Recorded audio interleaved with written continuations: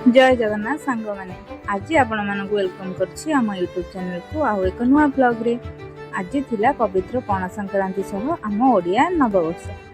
ओडिसा रे एई पणा संक्रांति ता आमे छुआ बेलु बहुत भलरे सेलिब्रेट करि आछी, किंतु एथरा फर्स्ट टाइम आमे सब सांग माने ओडिसा बाहर रही केमिति एई पवित्र दिनटा को सेलिब्रेट करछु सेटा आपण माने एई वीडियो माध्यम रे देखि परिबे। तो स्किप न करी वीडियोटा को शेष जाए देखंतु। तो आज मु सकाळ उठी सब काम सारी आम रूम पाखे थिबा विनायक टेम्पल को चलिए दर्शन पाई। सेठी भलरे दर्शन करी मु मार्केट रो किछि फूल किनी रूम को आसी। रूम रे आसी मु आम ठाकुर को भक्त सहित पूजा कली। आ पूजा शेष पर आम सब सांग माने रेडी हो गलु आ बाहर पड़लु आ गोटे मंदिर दिया। हैदराबाद रे एठी आम रूम पाखे बहुत सुंदर सुंदर मंदिर अछि।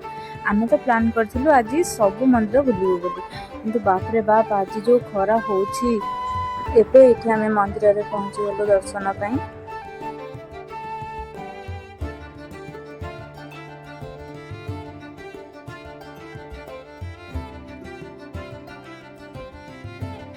मंदिर रो पूजा सारी फेरिबा बेले एठी बाटरे आमे किछि इंटरेस्टिंग सीन देखिबा को पाइलु। एठी पंजाबी मानकर किछि गोटे स्पेशल ओकेजन से माने एठी बहुत धूमधाम रे सेटा सेलिब्रेट करथिले।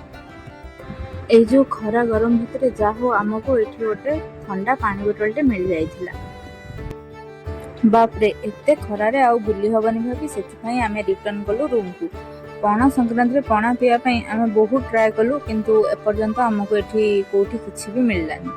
छाडंतु कोन आउ करबा, किंतु एठी गोटे खुशीर कथा हला आमे किछि ओडिया टेस्ट पाई गलु। आरिसा पिठा मुआ आउ खजा, वाह पूरा घर फीलिंग्स आसीगला। खरा बेले लंच सारी आमे किछि टाइम रेस्ट नेलु। तापरे खरा बड़ी गला परे आमे पुणी थरे बाहरी पड़लु बिरला टेम्पल जीवा पई। सेति पई आमे आगे उबर ऑटो बुक कर देलु आ चलिलु बुलिया पई। हैदराबाद सिटी रे बिरला टेम्पल गोटे मस्ट विजिट प्लेस बोली कहले भूल हबो नै। मंदिरटा बहुत बड़ सह खूब सुंदर आर्किटेक्चर मध्य हेछि। ताहले देरी न करी लेट्स स्टार्ट आवर जर्नी। रोम रोम भाइयों, सिस्टम पार देंगे। टेक्नोलॉजी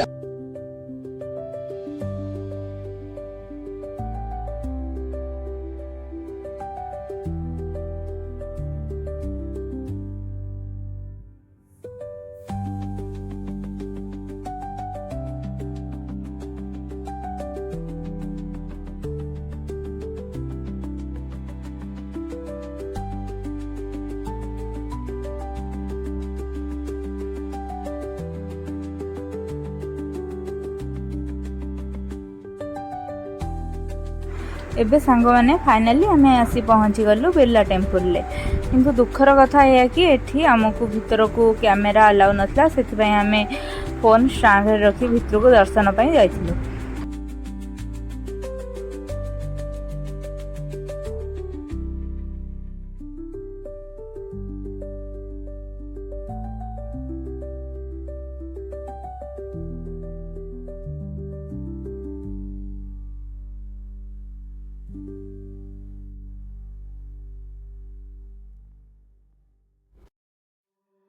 भीतर दर्शन सारी फेरिबा बेलू संध्या हो जाता। आ एठी बढ़िया पवन भी मध्य दौता। आमे किछि टाइम एठी बुलाबुली कलु।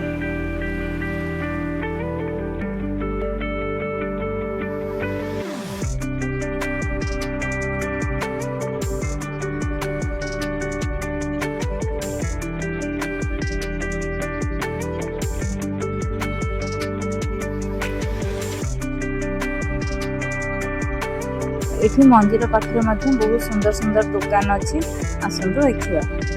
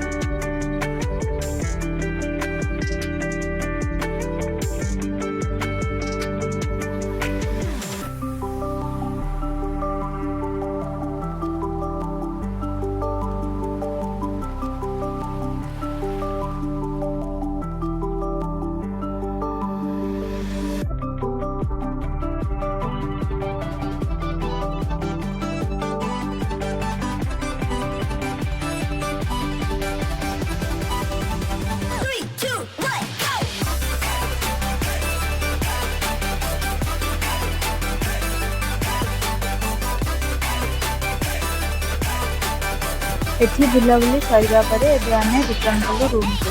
ଫେରିବା ବେଳେ ଆମେ ଏଠି ବାଟରେ ଆଖୁ ରସ ମଧ୍ୟ ପିଇଲୁ।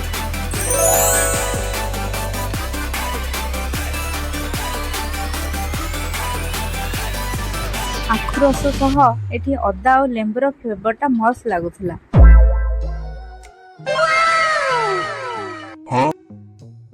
ରିଟର୍ନ ଆସିବା ବେଳେ ଆମ ରୁମ୍ ପାଖରେ ପୁଣି ସେଇ ପଞ୍ଜାବୀ ମାନଙ୍କର ସେଲିବ୍ରେସନ୍ ଚାଲୁଥିଲା, ଯୋଉଟାକି ଆମେ ସକାଳୁ ବି ଦେଖିଥିଲୁ ମନ୍ଦିରରୁ ଫେରିବା ବେଳେ। ଏଠି ଗୁରୁଦ୍ୱାର ପାଖରେ ବହୁତ ସୁନ୍ଦର ଡେକୋରେସନ୍ ହେଇଥିଲା, ଲାଇଟ୍ କଲର୍ ଆଉ ପୁରା ଫେଷ୍ଟିଭ୍ ଭାଇବ୍ରେ ଜାଗାଟା ଚମକୁଥିଲା। ତ ଆମେ ଭାବୁଥିଲୁ ଆଜି ତ ଆମ ଓଡ଼ିଆ ମାନଙ୍କର ପଣା ସଂକ୍ରାନ୍ତି ଆଉ ନୂଆ ବର୍ଷ, ତାହେଲେ ପଞ୍ଜାବୀ ମାନଙ୍କର ଏଇ ସେଲିବ୍ରେସନ୍ଟା କ'ଣ ପାଇଁ? ସେଥିପାଇଁ ଆମେ ସେଠି ଥିବା ଲୋକଙ୍କୁ ପଚାରିଲା ପରେ ଜାଣିଲୁ ଯେ ଆମେ ଯେମିତି ଆଜି ପଣା ସଂକ୍ରାନ୍ତିରେ ଓଡ଼ିଆ ନ୍ୟୁ ଇୟର୍ ସେଲିବ୍ରେଟ୍ କରୁଛୁ, ସେମାନେ ମଧ୍ୟ ଏ ଦିନକୁ ନିଜର ନ୍ୟୁ ଇୟର୍ ଭାବେ ସେଲିବ୍ରେଟ୍ କରନ୍ତି, ଯାହାକୁ କୁହନ୍ତି ବୈଶାଖୀ ଫେଷ୍ଟିଭାଲ। ସତରେ କଲଚର ଅଲଗା ହେଲେ ବି ଫିଲିଂସଟା ତ ସେମ୍, ନ୍ୟୁ ବିଗିନିଂ, ଖୁସି ଆଉ ସେଲିବ୍ରେସନ୍। ତାହେଲେ ଚାଲନ୍ତୁ ସାଙ୍ଗମାନେ ଏଠି ଦେଖିବା ସେମାନଙ୍କର ସେଲିବ୍ରେସନ୍ଟା କେମିତି ଚାଲିଛି।